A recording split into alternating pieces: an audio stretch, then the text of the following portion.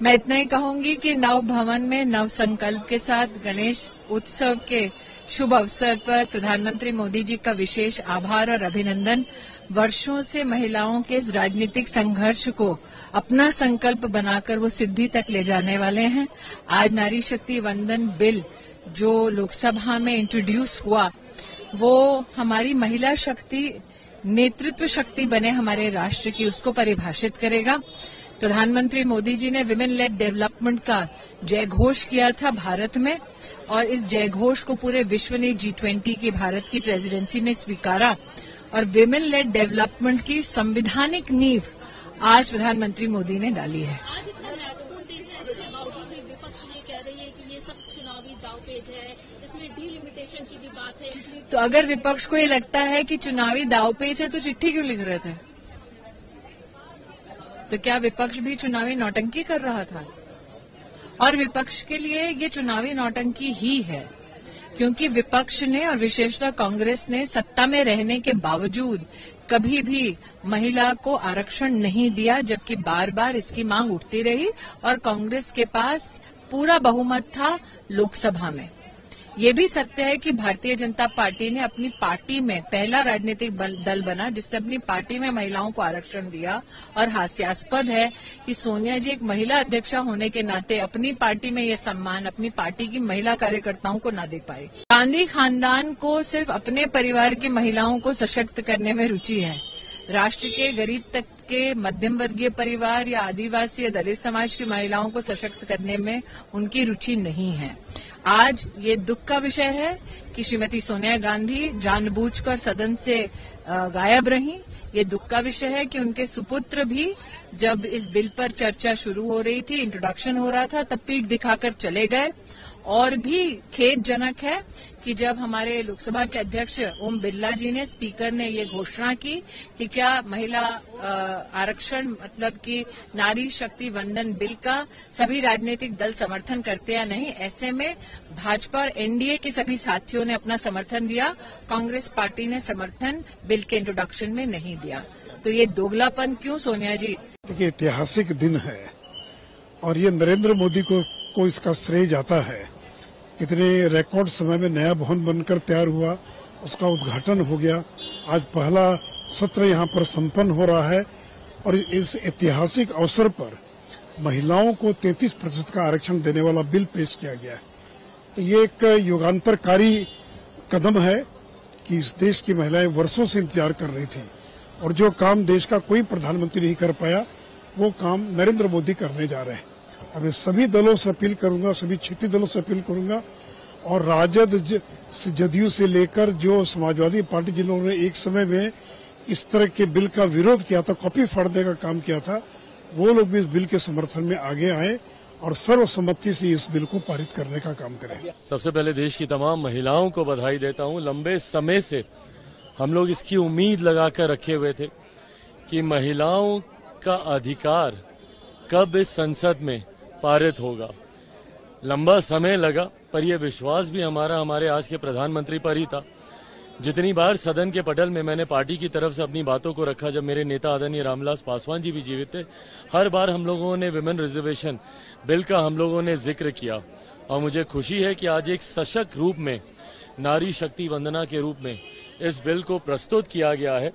जरूर इस पे चर्चा हो, पक्ष विपक्ष अपनी तरफ से तमाम बातों को रखे, पर अंतोगत्वा उम्मीद करता हूं कि सर्व सहमति से ये बिल पारित हो ताकि महिलाओं को उनका अधिकार मिले। एनडीए की सरकार को तकरीबन 10 साल होने वाले हैं, तो अगर पहले किया होता तो अभी इस इलेक्शन में जो 2024 का पार्लियामेंट इलेक्शन में है उसमें विमेन को मौका मिलता पार्टिसिपेशन करने का बड़ी तादाद में। मगर चलिए, देर आए दुरुस्त आए, अच्छी बात है। और इसकी शुरुआत एक बार जो है राजीव गांधी जी ने की थी, जब उन्होंने पंचायत में 33% रिजर्वेशन शुरुआत की थी। और मुझे यकीन है कि ये जो फैसला होगा और बिल पास होगा तो ये औरतों को अहम फैसले करने में जो है उनका एक रोल बनेगा, और अच्छा है, पूरे मुल्क की जो है तरक्की में ये बहुत अहम कदम होगा। अगर हम वुमेन रिजर्वेशन और कश्मीर असेंबली या पार्लियामेंट की बात, क्या फायदा मिलेगा यहाँ पे? नहीं, वुमेन रिजर्वेशन तो ओवरऑल हर जगह फायदा होगा, तो ये एक जगह की बात नहीं है, ये तो हर जगह जब विमेन को रिजर्वेशन मिलेगी, क्योंकि सबसे पिछड़ी हुई जो अगर तबका है वो औरतों का है, तो जो फैसले होते हैं उसमें जब तक औरतों को रोल नहीं मिलता है, और वो रोल तभी मिलेगा जब असेंबली और पार्लियामेंट में औरतें आएंगी. What about it? Let it come. Who amongst us who opposes it? We have implemented it here at the levels that was appropriate for us in the panchayats and local bodies, and we did it much before Government of India, much before 5th August 2019. So we have never been opposed to process of reservation so that women get their rightful place in the decision making of this country. Do it. जब आप एक कानून बना रहे हैं ताकि उसमें representation हो उन लोगों का जिनका रिप्रेजेंटेशन नहीं है, तो आप देख लीजिए कि अब तक 17 लोकसभा के चुनाव भारत में हुए हैं, उसमें से 8,992 एमपीज मुंतखब हुए हैं, जिसमें से मुसलमान सिर्फ 520 हैं, जो 50% का एक डेफिसिट है. उस 520 में मेरे ख्याल से मुट्ठी भर मुस्लिम खवातीन हैं. तो आप रिप्रेजेंटेशन कहां दे रहे हैं, किसको दे रहे हैं रिप्रेजेंटेशन? जिनका रिप्रेजेंटेशन नहीं उनको रिप्रेजेंटेशन मिलना चाहिए ना. तो इस बिल में सबसे बड़ी खामी यह है कि इसमें ओबीसी महिलाओं को और मुस्लिम महिलाओं के लिए कोई कोटा नहीं रखा गया, इसलिए हम इस बिल के खिलाफ हैं. Bill had been promised by this BJP before the 2014 elections. 9 years have passed, they have not implemented that promise.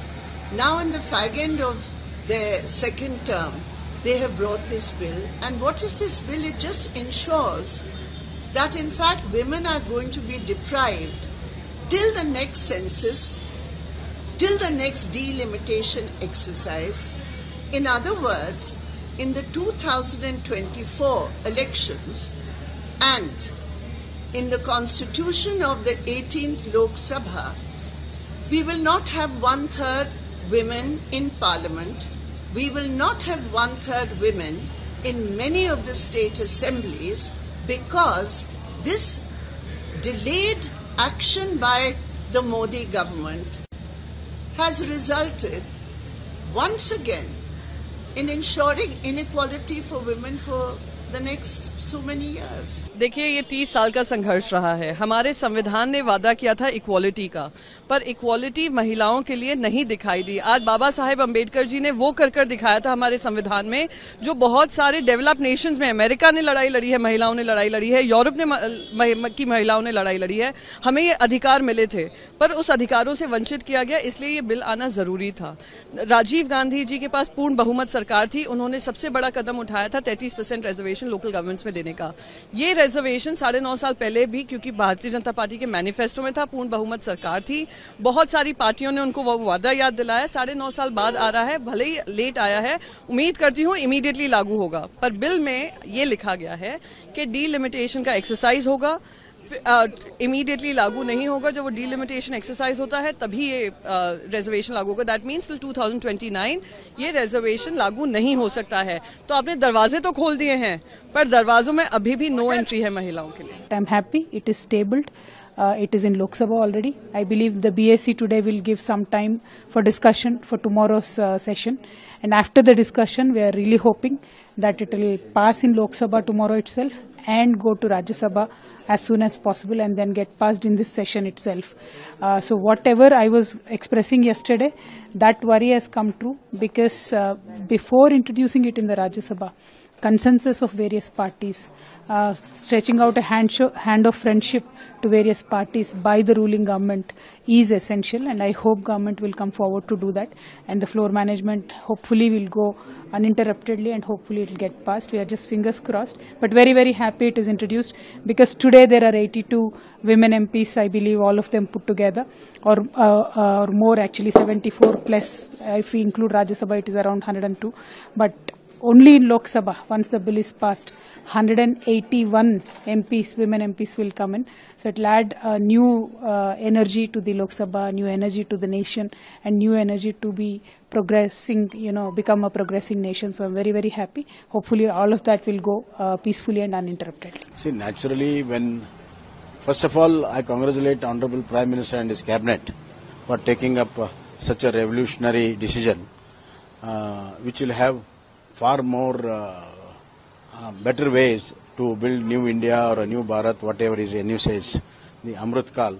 This is one of the strongest foundation for building up India in Amrit Kal.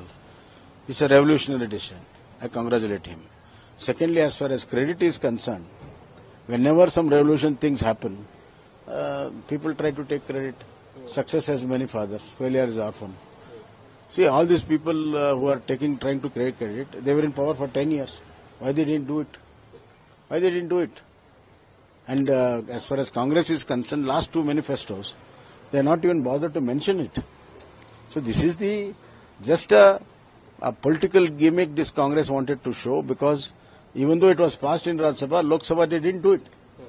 So always the Congress was not committed for Umarization. They were trying to take political brownie points by talking about it. But here our Prime Minister has not talked about it, has brought in a decision, and we are sure that it is going to be passed in Rajya Sabha and Lok Sabha. Ultimately it will become law of the land.